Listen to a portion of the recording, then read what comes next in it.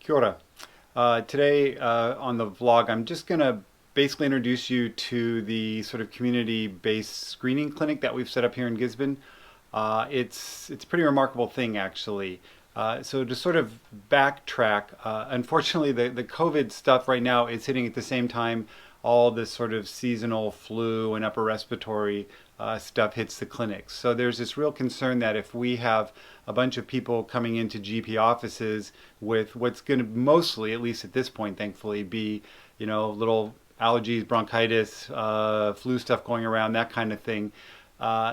We don't know for sure that it's not something more serious. And even though 90% of that may be just your seasonal flu stuff, if the wrong person walks in and is found later to have COVID or something like that, then everybody that's been exposed to that person that wasn't in full PPE, which we just don't do in the GP clinics, we just don't have enough for that, would potentially be a contact exposure, would need to be pulled out of the picture, tested, wait 2 weeks, all that kind of stuff. So it would basically just not let that clinic function for at least a while, if not longer. So the idea is we need to be able to sort of pull that upper respiratory assessment objective, or actually hands-on looking at the patient piece, out of the local GP clinics. So a group of people kind of got together and brainstormed on this, and it was pretty kind of phenomenal how all of it went together. But they have centralized the location for GP offices, doctors and people to refer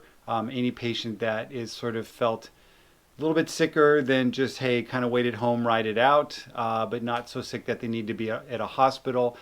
We have a place now where we can send them to get an evaluation.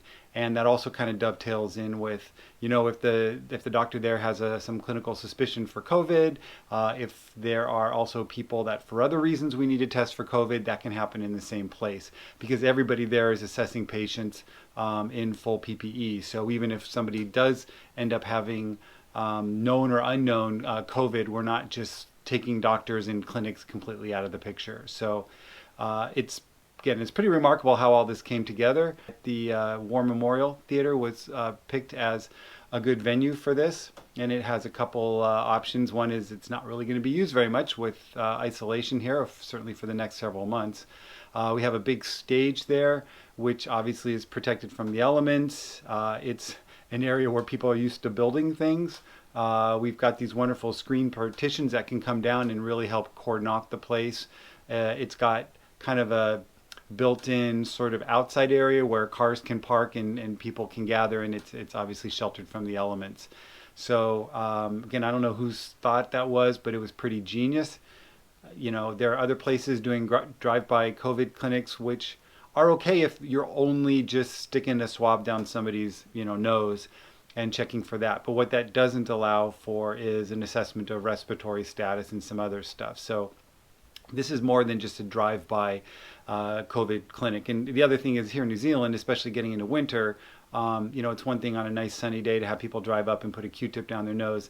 It's quite another to have people standing out in what could be some pretty heavy rain and especially heavy wind.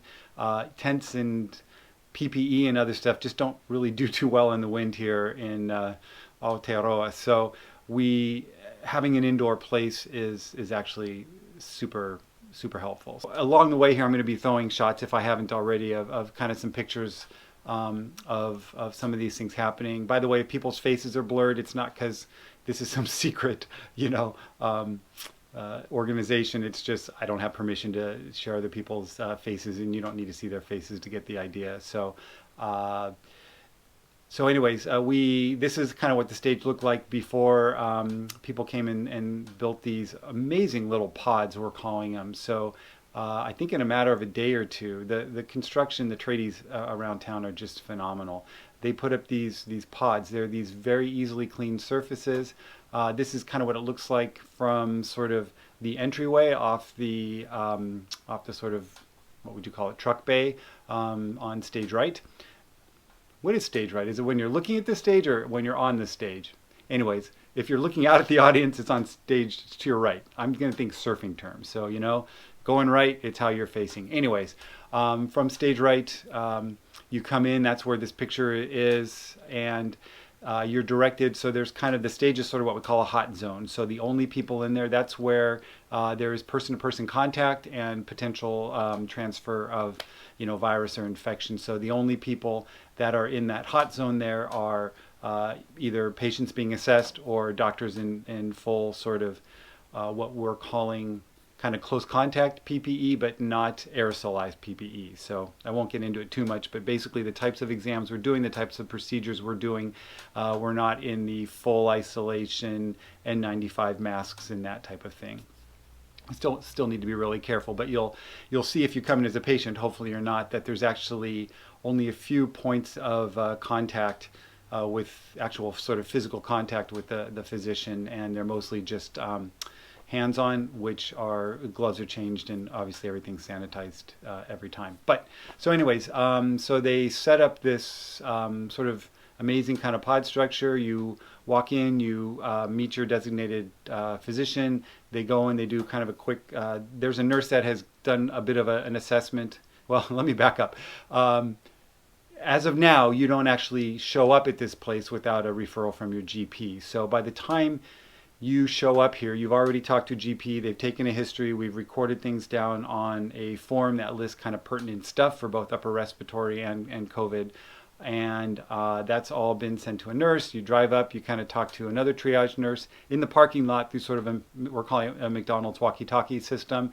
Then another transfer nurse comes and gets you, takes a little bit more history, gives you a mask. She then brings you to the edge of the hot zone where you're passed off to the physician, who then takes you to one of these individual pods, does the assessment, writes everything down, listens to your lungs, gets a pulse oximetry done, and does any COVID swabbing if it need be. Then you're sort of ushered out with instructions. So it's a pretty quick process for people going through. The idea is not to do a full-on assessment, both in terms of time and risk. We just don't have that capability. And we are also not prescribing antibiotics. We're not coming up with a care plan. We're basically just making sure that you're not so acute you need to be in hospital, and kind of being the primary care doctors are really good at looking at people and assessing how their health is. Is this somebody that's critical or somebody that's not? So part of that is just using that skill set that we have in primary care. But if we do see someone that, maybe you're a little sicker than you realize, not enough to send you to the hospital, although we will send you to the hospital and there's a protocol for that if that's our assessment. But if you really do sound like you have a lobar pneumonia, or you're super wheezy, you need to be on some steroids or something like that, then we contact your GP. So that's this sort of upper respiratory assessment part of that. And again, there's also the COVID screening part of it. So I don't know, I had all these pictures. I'm like, I just need to do a quick vlog on this so I can kind of show everybody how this went together.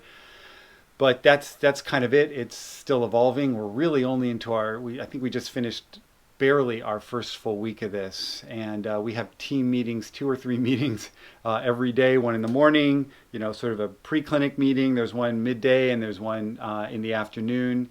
It's like war planning. It's actually very impressive, and I'm just, if you are watching this and you're in the Tarafadi area, consider yourself very lucky. There's just an amazing team of people here, just all sorts of skills, people, docs from all over the community.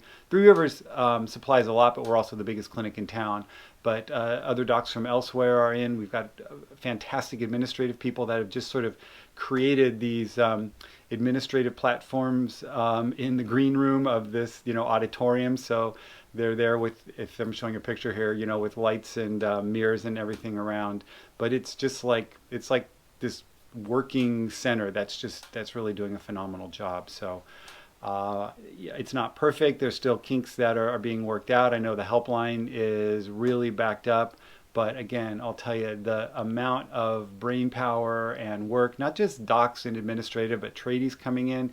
This is a ramp that was built in the course of 2 or 3 hours by just these amazing, skilled local Kiwi guys that just came in and built this ramp, so we wouldn't have people trying to, walk around the steep stairs to get up into the truck platform there, and also make it wheelchair accessible. So again, it's just it's a pretty kind of phenomenal thing. We expect that the role is going to become, it's going to get more and more busy and become more and more important as the next several weeks go by. But that's good. Early on here, it's given us a chance to sort of get the flow going, kind of iron out the kinks. We've learned that you really only, can tell what you're doing and make the modifications by actually doing it. So I was going to try to keep this under 10 minutes. I think I've already passed that.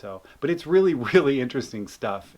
That's the introduction to the War Memorial, upper respiratory screening thing. So hopefully we don't have to meet you in the hot zone. If we do, know that you're taken good care of there by some really excellent people. And it's still early in the process. We're not even a week into the level 4 lockdown here. So remember, people, it's the efforts today. We're not going to see those results for 2 or 3 weeks down the road. So you just got to kind of keep sticking with it. And for the most part, really proud of how people are rising to the challenge around here. So stay safe, everybody. Stay isolated. Stay at home. Stay in your bubble. All those good things. Yeah. Talk to you later.